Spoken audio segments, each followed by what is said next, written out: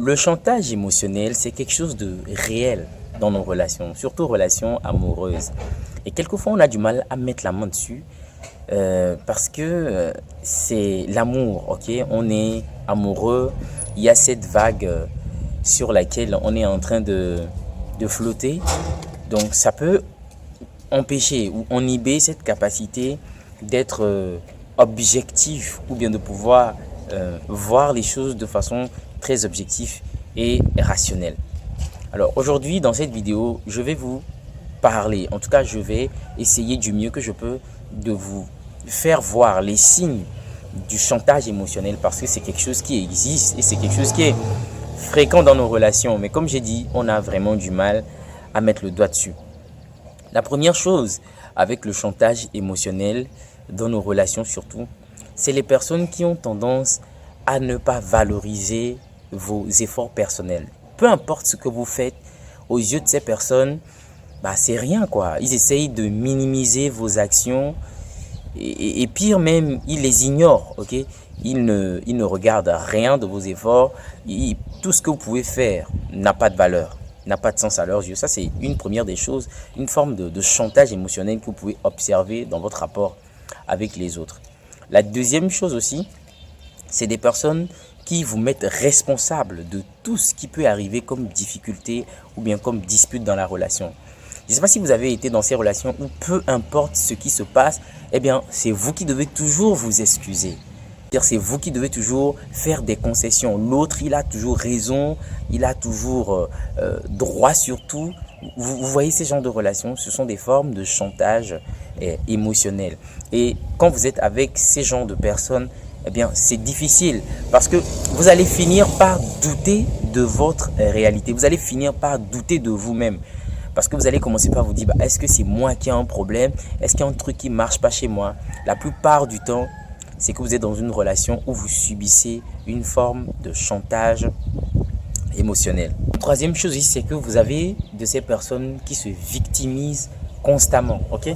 Vous avez ces personnes qui dans la relation sont souvent braquées lorsqu'il faut parler de quelque chose qui se passe dans la relation, lorsqu'il faut avoir une discussion transparente et authentique. Pas du tout, ces personnes trouvent toujours des moyens de se mettre en colère, disent bon ok, moi je veux pas en discuter, j'en ai marre, c'est toujours toi qui ramènes des sujets. Vous voyez, ce sont des formes de chantage émotionnel. Pour la petite histoire, j'ai discuté la récente fois avec un ami qui a effectué un voyage qui est à l'extérieur et sa compagne est restée au pays. Alors il y a des bruits qui courent déjà que voilà, il y a des choses qui se passent en son absence. Et ce qui se passe, ce n'est pas faux. Ce qui se passe, c'est une réalité, c'est une vérité. Et l'information est remontée jusqu'à mon ami. Et mon ami, il appelle sa compagne au téléphone pour qu'il puisse en discuter parce qu'il est en train d'apprendre quelque chose. Il est en train d'apprendre justement des choses. Est-ce que ces choses sont vraies? Qu'est-ce que tu as à me dire par rapport à ça? J'entends des trucs à propos de toi et tout. Elle se braque automatiquement, fermée à la discussion. Elle commence par se mettre en colère, ça lui monte à la tête. Elle dit, ben voilà, toujours tu écoutes ce que les gens te disent, tu n'écoutes pas ce que moi je te dis, tu fais confiance aux autres plus qu'à moi. Et bien voilà, c'est parce que tu ne m'aimes pas et tout ça et tout ça. Je t'ai dit de ne pas écouter ce que les gens disent. C'est parce qu'ils sont jaloux de nous et tout ça et tout ça. Mais tout ce que je vous dis, c'est que cette personne, on a juste émis l'idée ou bien la proposition de discuter clairement. Mon ami ne s'est pas emporté, ne l'a pas encore accusé, mais cette personne déjà, vous voyez, elle est braquée, elle veut se défendre, elle est sur la défensive. Tu vois, cette personne, quelque chose me dit qu'elle se reproche déjà quelque chose, mais c'est pas là le sujet. Déjà, je veux que vous mettez le doigt sur sa façon de réagir. Ça, c'est une forme de chantage émotionnel. Et comme j'ai dit, c'est fréquent. C'est fréquent, mais souvent, puisqu'on aime la personne, on a tendance à laisser couler et tout. Mais c'est des choses qui vont à la longue nuire à l'épanouissement de votre relation. C'est-à-dire qu'il y a des choses qui vont se passer, il y aura de la cachotterie dans votre relation. Mais voilà quoi, ça va s'empiler, et un jour ça va tomber sur vous. Donc le chantage émotionnel, c'est réel dans nos relations. C'est réel, nous le vivons constamment.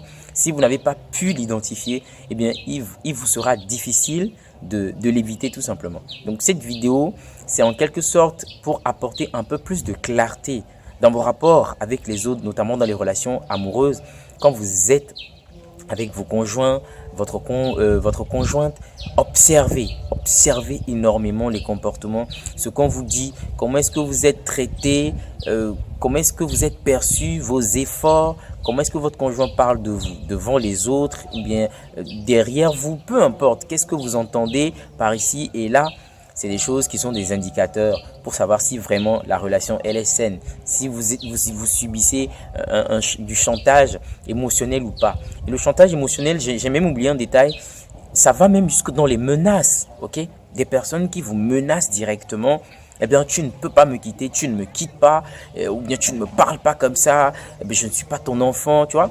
Il faut vraiment faire la distinction entre le fait peut-être de corriger une personne avec amour, ok, avec toute l'empathie et cette façon de menacer les gens, ok, de menacer pour imposer le respect parce que voilà, moi je suis tel, je n'aime pas qu'on me manque de respect et tout.